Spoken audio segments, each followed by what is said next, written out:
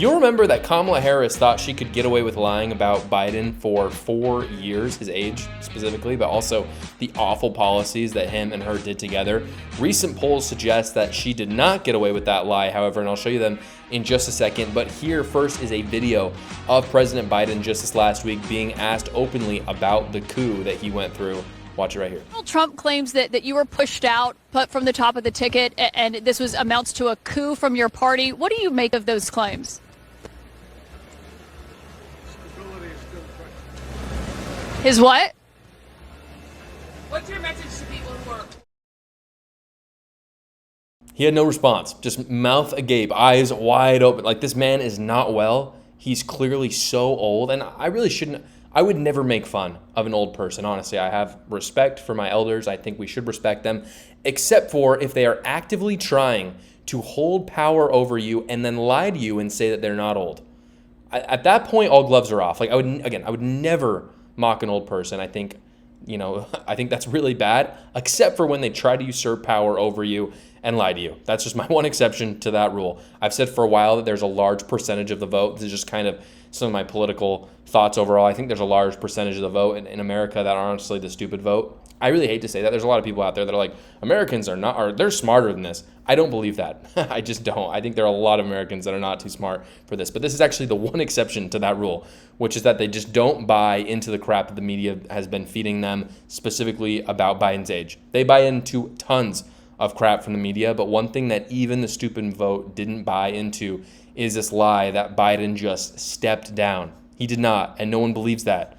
He didn't just wake up one morning and decide, hey, I don't want my legacy to continue into 2 terms. He didn't think that. It never happened. Kamala Harris lied about his health for 4 years and then forced him to step out so that she could be president, along, of course, with Nancy Pelosi, the Clintons, and the Obamas.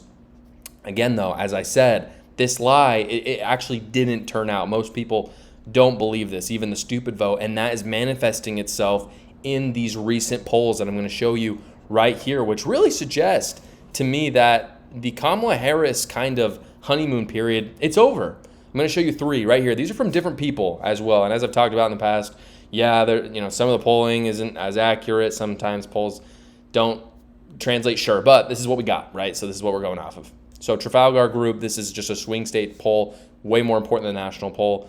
The national poll, it really just doesn't matter, right? I mean, it all comes down to the Electoral College, so talking about it's fine sometimes, but the swing states is really what we care about. You can see right here from the Trafalgar Group, Pennsylvania, Trump is up by 2. Wisconsin is up by 1. Michigan, he's even.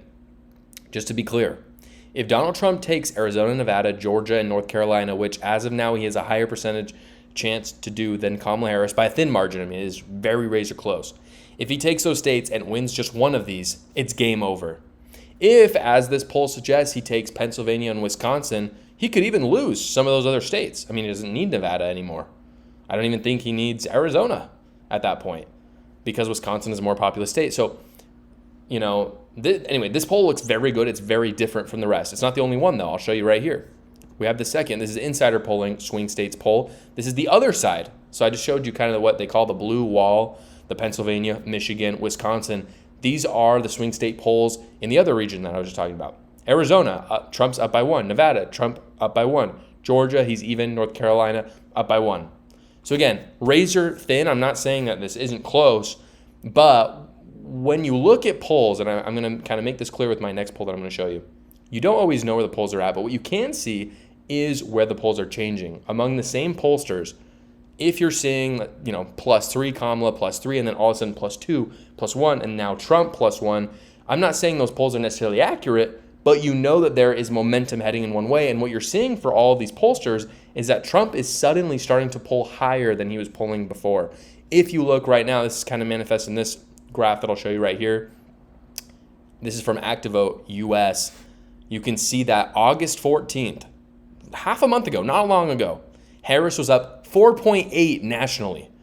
Then just a week later, Harris is up by 5.2 and now suddenly only up by 1.6. So this kind of shows you where the momentum is heading. Again, I don't know if those numbers are actually accurate, but it does seem that the honeymoon period is completely ended. The bump they wanted for the DNC never happened, partly in part because RFK Jr. came out and endorsed Donald Trump, which was expert timing, by the way, because it just rendered the DNC completely useless. But we're seeing massive waves toward Donald Trump. Of course, if this continues, this was only over the last 2 weeks.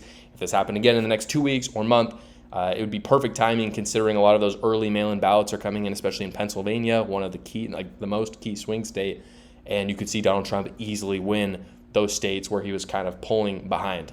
Thank you so much for watching, everybody. Please go down below, comment, like, and subscribe, and watch another video.